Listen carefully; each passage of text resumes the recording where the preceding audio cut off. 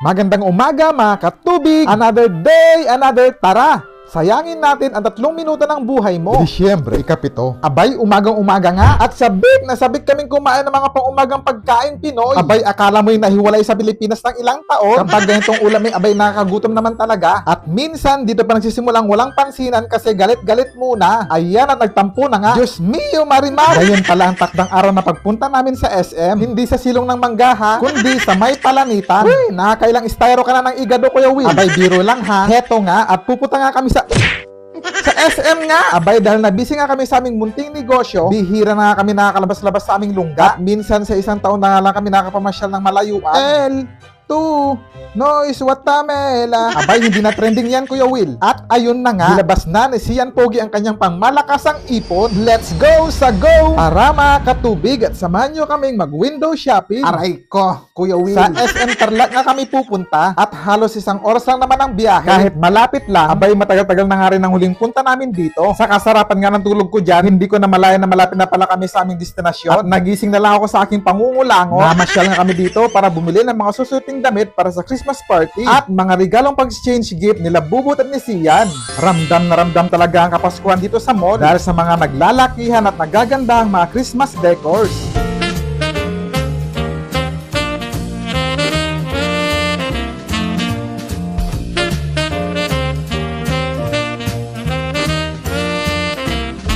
Kada punta nga namin sa SM, una nga namin pinupuntahan ang Clyde's Tinapaya. Sulit na sulit ang bayad mo dito at talaga namang napakasarap ng kanilang tinapay. Abay, hindi mo ito makikita sa ibang bakery sa labas. Kaya kung nagbabalak kayong pumunta dito sa SM, abay, subukan nyong puntahan at bisitahin ang Clyde's Pastries. At heto na nga, sinubukan ko nga ipunta sa mga lugar ng mga laruan sila Bubot at ni Sian. Yehey! At talagang graduate na ako. Ni talagang ayaw nilang makita at lapitan ang mga laruan. Pero sa kabilang banda, abay, talagang nahihilig na rin sila sa mga aesthetic ng mga damit. Pormahan ba? Nagdadalagat, nagbibinata na rin kasi sila. At heto nga, todo pa rin ang pangasar ko sa kanilang dalawa. Nagbabaka sakali na baka magustuhan nila ang mga pinapakita ko. Thank you Lord, finally! At graduate na din ako sa ganitong sitwasyon. Si Mrs. naman ngayon ang aking inaasar. Hindi ko mawari kung bakit sa dami-dami ng damit na pagpipilian, abay grabe sa pihikan, inabot ng siyam-siyam. Samantalang noong nililigawan ko pa lang siya, abay isang kindat lang, bumigay na agad. Sukat dito, sukat doon, suot dito, suot doon, salamin dito, salamin doon, banda dito, at banda doon. Abay, gano'n na nga talaga siguro ang mga babae. Talagang mapanuri sa kanilang panlabas na anyo at kasuotan. Pero pag gabi, isang kalabit lang, go na agad.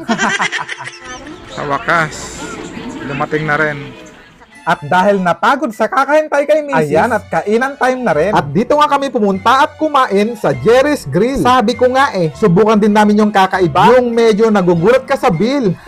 Abay, matagal na tong Jerry's Grill. Pero ngayon lang namin masusubukan. Nagtana kami sa kain sa aming bayan sa Jollibee McDo at Mang Inasal. Masarap naman ang pagkain at maganda ang ambience. Pero kung practical ka, abay, mas maganda pa rin talaga kumain sa food court. Huling destinasyon na nga namin to. At gusto nga nilang maglaro. Ang sarap pa rin naman talaga maging bata. At sana, sa paglaki nyo, gusto nyo pa rin kaming kasama sa pamamasyal. At sana hindi na lang minsan sa isang taon. Hanggang dito na lang mga katubig. Maraming salamat po sa inyong panonood. Hanggang sa susunod ulit na kwento. Hanggang sa muli, paalam!